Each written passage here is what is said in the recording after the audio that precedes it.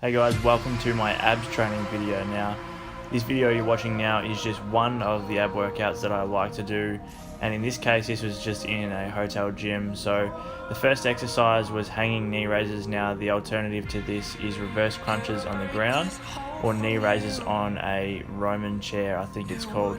The one where you're resting your elbows on the padding and you're lifting your knees up, doing the same motion but a little bit of an easier version. I supersetted those hanging knee raises with these ab wheel rollouts.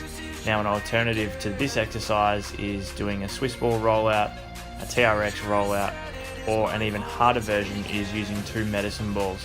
Another variation you could also try is just using a barbell if your gym or your home or wherever you're training doesn't have an ab wheel, because not every gym does have one. But it is an extremely hard exercise and you've really got to focus on keeping your pelvis tucked under and your lower back nice and straight, so you're making sure that you're using the abs and not your lower back, because it's really easy to start using your lower back in this exercise, and that's the last thing we want to be doing. So pelvis back, abs braced, think about pulling your belly button in towards your spine.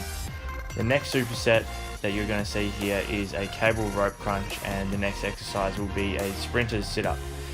With the rope crunch, it is a difficult exercise to get right. I found for a long time that I struggled to really feel it in my abs, but all I do is I try and relax my hands, keep my hands locked right in, so hands are right next to the ears there, and then just pull down and try and make that motion as much like a normal crunch as possible. So just think about pulling your ribs down towards your hips.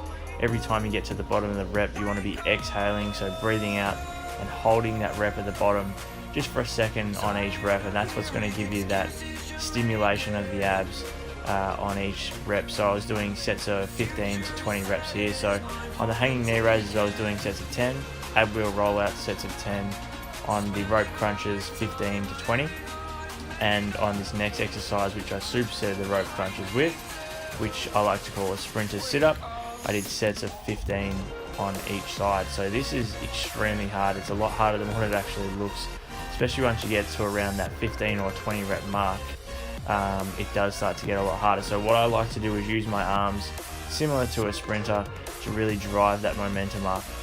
And again, I'm exhaling every time I sit up, so breathing out, contracting the abs, and then coming all the way back down, so getting that full stretch at the bottom, contraction at the top, and driving your knee in towards your chest. Okay, so every time you breathe out, driving the knee in towards the chest. As you can see, I had to have a little bit of a break there because it is such a hard exercise. Now, the other question I get a lot about abs training is how often should you train abs?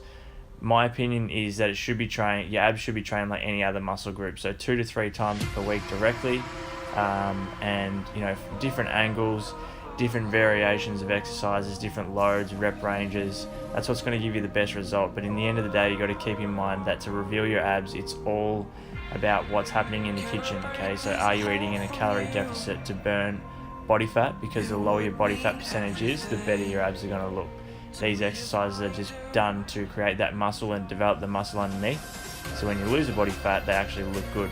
Now this last exercise I did 3 sets of 50, so 25 each way. This bar is slightly weighted. I'm keeping my hips still and rotating from side to side. Again, breathing out every time I go from side to side. This is a killer. I like to make sure that my leg is straight and up, and I'm really tucking the pelvis back so that I'm not jamming up the hip flexors here. If you do have tight hips, this will be a hard exercise. Hope you've enjoyed this video.